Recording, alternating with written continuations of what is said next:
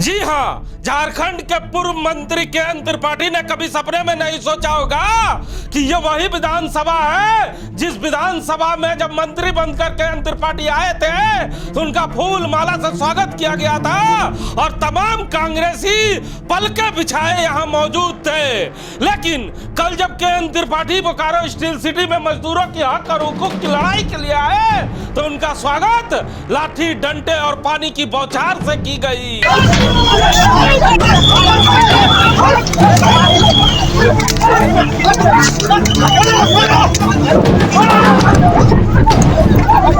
Bokaro steel plant के ADM building के समक्ष भवनाथपुर के तुलसी डामर से आए हुए मजदूर पिछले 3 दिनों से वहां पर अपने हक और अधिकार के लिए आंदोलनरत थे। कल के दिन उन्हें सूचना मिली थी कि उनके नेता के.एन. त्रिपाठी वार्ता करने के लिए आ रहे हैं और वार्ता की खबर सुनकर वे खासे उत्सुक भी थे और इसी क्रम में के.एन. त्रिपाठी की तरफ से जो बोकारो स्टील प्लांट का मैनेजमेंट है उनको भी सूचना दी गई थी कि वो वार्ता करने के लिए आते हैं। अचानक जब 3 बजे के.एन. त्रिपाठी मजदूरों के बीच और वार्ता के लिए एडीएम बिल्डिंग के समक्ष पहुंचते हैं तो सीआईएसएफ की तरफ से उन्हें रोक दिया जाता है और उसके बाद तुरंत पानी की बौछार और लाठी डंडे चलने शुरू हो जाते हैं। के.एन. त्रिपाठी भी ये सोच नहीं पाते हैं कि अचानक उन्हें वार्ता के लिए आमंत्रित किया जाता है और अचानक ये सीआईएसएफ की तरफ से क्यों शुरू हो जाता है लाठी, डंडे और पानी की बौछार।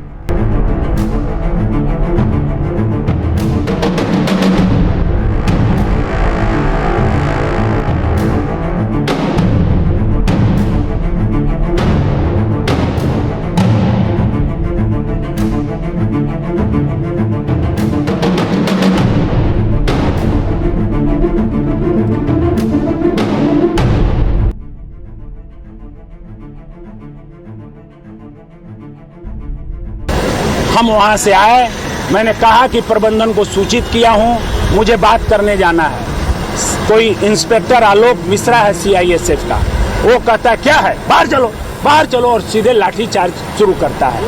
वाटर कैनन का पानी चालू करता है, लाठी चार्ज करता है और वो टारगेट करके हमारे ऊपर लाठी चार्ज कर रहा है। मार करके सबको पथराव फिर अपने पुलिस करने लगी, इनकी फोर्स कहीं की पथराव करो, मारो, और पुलिस को एक्साइट किया, पब्लिक को, मजदूरों को कि हमारे ऊपर पथराव करें। सीआईएसएफ जानबूझ करके पॉलिटिकल कार्य कर रही है, यहाँ राजनीतिक कार्य कर रही है। यहाँ राजनीतिक कार्य करने के लिए यदि अधिकारी सस्पेंड नहीं होते हैं तो बोकारो में लंबा आंदोलन चलेगा। अधिकार नहीं है इस सड़क पर हमको अधिक लाठी चलाने का, इनको क्या अधिकार है इसको ही पता नहीं है कि बड़े बड़े अधिकारियों को हमने जेल के सलाखों के पीछे डाल दिया, इसको जेल के पीछे डालेंगे ये इंस्पेक्टर को। मैं एडीएम बिल्डिंग के गेट पे बैठे हुए हर एक मजदूर को यह विश्वास था क्योंकि हमारे हाथों में कांग्रेस का झंडा है, ये वही कांग्रेस का झंडा है जो राज्य में जिसकी सरकार है। उन्हें विश्वास था कि इस जगह पे कुछ भी हो जाए कम से कम हम पे और हमारे नेता पे डंडा नहीं चलेगा।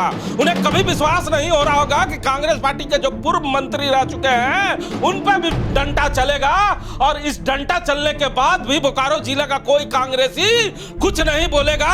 ये कभी भी उन लोगों ने सपने में नहीं सोचा था। 24 घंटे बीत जाने के बाद भी किसी भी कांग्रेस के बड़े नेता का इस पर प्रतिक्रिया नहीं आना काफी दुखदायक माना जा रहा है। लगातार ये चर्चाएं हो रही है कि के.एन. त्रिपाठी पर लाठियां चली, डंडे चले और पानियों की बौछार हुई, उसके बाद भी क्यों नहीं बोकारो जिला का कोई कांग्रेसी कुछ बोलने को तैयार है।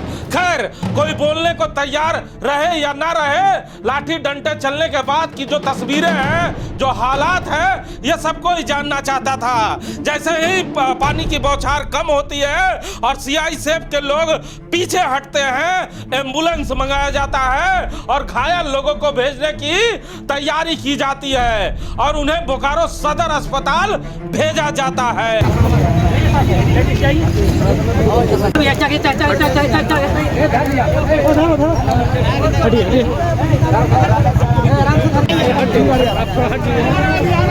और फिर गाड़ी आएगा तो लाठी डंडे चलाए जाने और पानी की बौछार के बाद घायलों को एक तरफ जहां सदर अस्पताल पहुंचाने की तैयारी चल रही होती है, तो वहीं दूसरी तरफ केएन त्रिपाठी के मान मनोबल का सिलसिला भी बोकारो इस्पात प्रबंधन शुरू कर देता है। और इसी बीच उन्हें उनकी टीम के साथ वार्ता के लिए बुलाया जाता है। केएन त्रिपाठी अपने 5 सदस्यीय कमेटी के साथ वार्ता करने के लिए पहुंचते हैं, लेकिन थोड़ी ही देर बाद वे वार्ता स्थल से निकलकर सीधे सदर अस्पताल पहुंच जाते हैं, जहां पर घायलों का इलाज चल रहा होता है।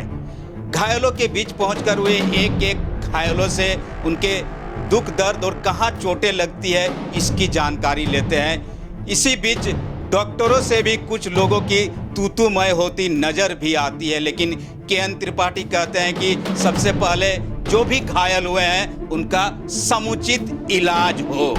हमसे बात नहीं हुई आप लोगों की, हमसे मत बोलिए, मेरा नाम मत बोलिए। मिनिस्टर केएन त्रिपाठी, ठीक है, अब जो भी है किसी को नहीं पहचानते, हम बस यहाँ मेरे पेशेंट को पहचानते हैं, हम डॉक्टर पहचानते हैं, बस और कुछ नहीं पहचानते। तो इनकी डिमांड पर सुनिए, कोई ऐसा आदमी है जिसको दवा नहीं मिला, आप लोग जरूरत से ज्यादा अपना अकल मत लगाइए, जो डॉक्टरी का अकल है उसको करने दीजिए। उन्हें ऐसे कभी बात नहीं कही है और ये गलत बात हो रही है, काम का पॉलिटिक्स ज्यादा।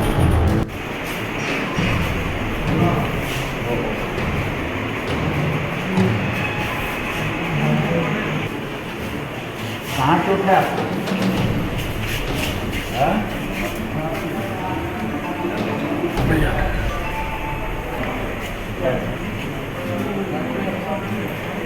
लगता है कि इसके पीछे कौन लोग हैं जो एक कह रहे हैं कि भाई आ रहे हैं तो 20 लाठी से स्वागत करो, इसके बाद तब बात करेंगे। ये तो बहुत दुर्भावनापूर्ण बात है। Law will take its own course. कानून पर मुझे भरोसा है।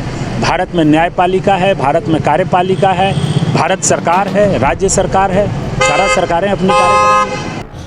सदर अस्पताल से निकलते के साथ ही केएन त्रिपाठी पहुंचते हैं सिटी थाना, जहां पर वो सीआईएसएफ के खिलाफ आवेदन देने की तैयारी करते हैं। लेकिन जब उन्हें पता चलता है कि उनके आवेदन देने से पहले ही सीआईएसएफ की तरफ से उनके खिलाफ एक आवेदन दे दिया गया है, उसके बाद केएन त्रिपाठी सक्रिय होते हैं और केएन त्रिपाठी भी सीआईएसएफ के अधिकारी और उनके सहयोगियों के खिलाफ सिटी थाना में आवेदन देते हैं।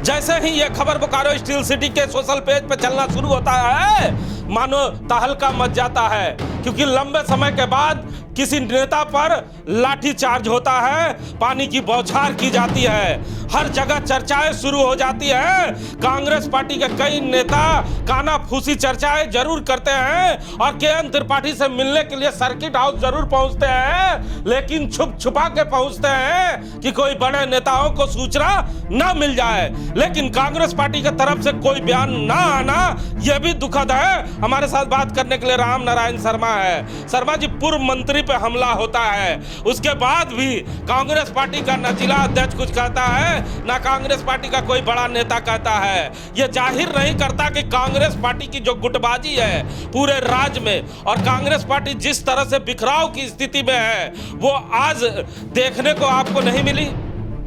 हिमांशु जी, पूरी घटना को अगर आप ध्यान से देखेंगे तो पिछले 3 दिनों से ही आप अगर देखेंगे तो पता चल रहा होगा कि कांग्रेस पार्टी का एक भी नेता ना स्पॉट पर जाता है, ना लाठीचार्ज के बाद उनका कोई बयान आता है, और उसके बाद जो छोटे स्तर के राजनीति करने वाले कांग्रेस पार्टी के हैं वो जरूर केएन त्रिपाठी से मिलने के लिए छुप छुप कर जरूर जाते हैं। लेकिन इस पूरी घटना में कहा जाता है कि कांग्रेस पार्टी बोकारो जिले में अक्सर कहते कि हम लोग बहुत मजबूत हो चुके हैं, लेकिन क्या ऐसी को मजबूती कहते कि अपने पूर्व मंत्री तक के लिए लोग सामने नहीं आते हैं, जिन पर लाठीचार्ज हो जाता है, जिनके लोगों पर लाठीचार्ज होता है, घायल हो जाते हैं, लेकिन कांग्रेस पार्टी पूरी तरह खामोश हो जाती है।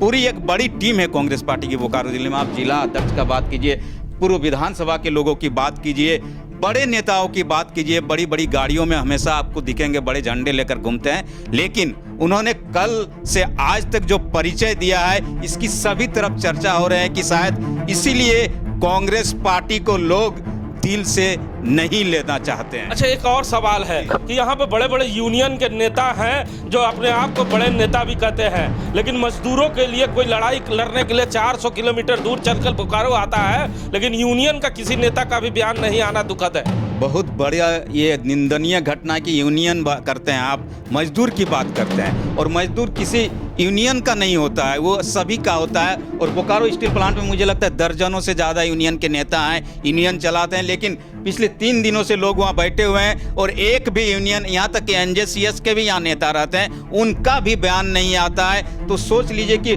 मजदूर को भी अब इन लोगों ने गुट में और खेमे में बांटने का काम शुरू कर दिया है, और मजदूर इसी तरह पिटते रहते हैं और ये चुपचाप इसी तरह तमाशा देखते हैं बोकारो में। यूनियन की गुटबाजी जो खुलकर कल सामने आई है, जिसे पूरे झारखंड ने देखा, वहीं कांग्रेस पार्टी की भी गुटबाजी पूरे झारखंड ने देखा कि कांग्रेस पार्टी का एक दिग्गज नेता यहाँ सड़कों पर लाठियां खा रहा है और कांग्रेस पार्टी का कोई नेता कुछ कहने को तैयार नहीं है।